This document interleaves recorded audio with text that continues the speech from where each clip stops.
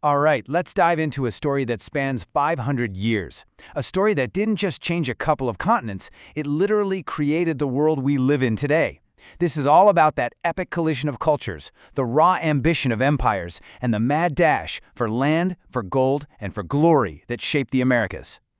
So, to really wrap our heads around the sheer scale of this, you have to start with this one number, 100 million. That's a serious estimate for how many people were living in the Americas before 1492. I mean, this was not some empty land. It was a continent just bursting with people, diverse cultures, and incredible civilizations. And that right there, that's the central question of this whole story. What on earth happened to that world of 100 million people? Well, the answer is complicated, it's dramatic, and it's a story that unfolds over 5 centuries of unbelievable change. So, before everything changed, you had these two completely separate worlds. On one side of the Atlantic, the Americas. On the other, Europe. And for thousands of years, they knew absolutely nothing about each other. Let's get a snapshot of both, right before they collided. You know, it's hard to even describe the diversity here. We're talking about massive, complex empires like the Aztec, the Inca, and the Maya, with giant cities and intricate societies. You had powerful political groups like the Iroquois Confederacy. And then there were just countless distinct peoples, from the Cherokee to the Sioux to the Navajo, each with their own unique language, culture, and way of life. It was an incredible tapestry. Okay, so at the very same time, you've got this totally different scene playing out across the ocean in Europe. It's the 1400s, and Europe is getting antsy. Nations like Spain and Portugal are feeling this powerful push to expand, driven by what you might call the 3 Gs: gold, God, and glory. They wanted new trade routes, they wanted wealth, and they wanted to spread their religion. They were itching to see what was beyond the horizon. And this, of course, is where it all leads. The moment these two worlds don't just meet, they collide. And this collision kicks off a chain reaction that will fundamentally alter the course of human history. And what happens next is just incredibly fast. Columbus makes landfall in 1492. Just 2 years later, Spain and Portugal are literally drawing a line on a map and splitting the entire New World between themselves with the Treaty of Tordesillas. And right on the heels of that, 2 apocalyptic forces are unleashed: heavily armed European conquistadors, and even more deadly, the European diseases they brought with them.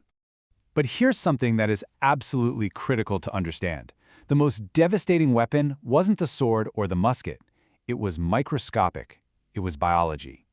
Smallpox, measles, the flu, these were diseases that the indigenous peoples of the Americas had zero natural immunity to. The result was a demographic catastrophe that we call the Great Dying, and it just wiped out populations on a scale that's almost impossible to imagine. Okay, so after that initial contact, the colonization itself, well, it wasn't a one-size-fits-all kind of deal. The big players, Spain, France, and England, all had their own unique playbook, their own distinct approach to building an empire in the Americas. And this table does a great job of breaking it all down for us. Think of Spain as being focused on conquest and extraction. They wanted gold, silver, and to convert the native population to Catholicism, often by force. Then you have the French, whose model was really built around commerce.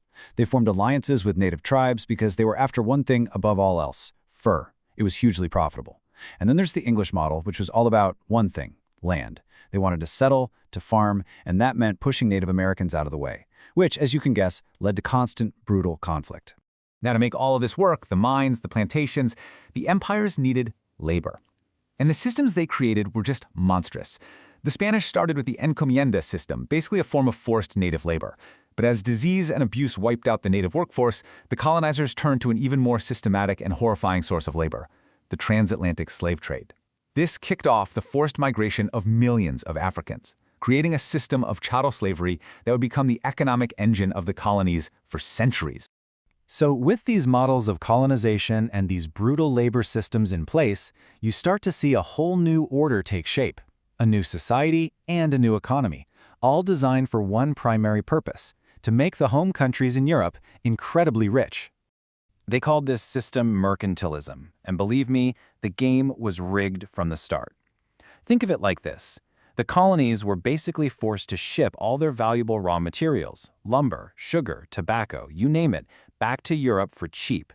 Then, the European powers would manufacture expensive goods from those materials and sell them back to the colonists at a huge markup. It was a one-way street for wealth, flowing directly from the Americas to Europe, and it created a lot of resentment. And you can imagine, the human toll of all this was just off the charts. It was so brutal, in fact, that it shocked even some of the people who were part of it. Take Bartolomé de las Casas. He was a Spanish colonist who was so appalled by the cruelty he saw that he had a total change of heart, became a priest, and spent the rest of his life fighting for the rights of the indigenous peoples. So, let's fast forward to about 1750. The map of the Americas looks like a massive board game. You've got these three colossal empires. Spain has this huge territory stretching from modern-day California all the way down to Chile. France controls this massive arc from Canada down through the Great Lakes and the Mississippi River. And then you have Great Britain, with its 13 booming colonies packed along the Atlantic coast. Everyone's jostling for position. You just know something big is about to happen. And that showdown kicks off what we now call the Age of Revolution. This is the era when that whole colonial system starts to crack, and in its place, brand new nations begin to fight for their existence. And here's the great irony. The war that made Britain the undisputed champion of North America, it's the very thing that led to them losing their most valuable colonies. After they beat France in the French and Indian War, they were left with a mountain of debt. And to pay for it, they decided to impose a bunch of new taxes on the American colonies. And that did not go over well. And from there, it was like a domino effect. The British government drew a line on the map and told colonists they couldn't settle in the West. They passed new taxes on things like sugar and legal documents. The colonists shot back with one of the most famous slogans in history: no taxation without representation. It all came to a head with acts of open defiance, like the Boston Tea Party. The fuse was lit. So what started as protests quickly turned into a full-blown war for independence. Fighting breaks out in 1775. A year later, you get the Declaration of Independence. The turning point really comes in 1777 with a huge American victory at Saratoga, which convinces France to join the fight as an ally. And that was a game changer. By 1781, the British surrender at Yorktown, and in 1783, the United States of America is officially recognized as an independent nation. And make no mistake, that revolutionary fire didn't just stop in the North. It spread like wildfire. Inspired by what happened in America, and also by the French Revolution, leaders across Latin America rose up. Figures like Simón Bolívar and Miguel Hidalgo led massive movements that eventually broke the back of the Spanish Empire, leading to a whole wave of new, independent nations. So when you step back and look at the whole 500-year story, what do you see? You see that the modern Americas were truly forged in conflict. This collision of three worlds, American, European, and African, created the nations we know today. But it also left behind this incredibly deep and complicated legacy of inequality and violence that we're still dealing with. And that really leaves us with one last big question to think about. After all this time, 500 years later, how do the lines on the map, the languages we speak, the economic systems we have, the very power structures of our societies, how are they still shaped by that collision that happened centuries ago? Because the truth is, the echoes of that collision, they're not history. They're everywhere.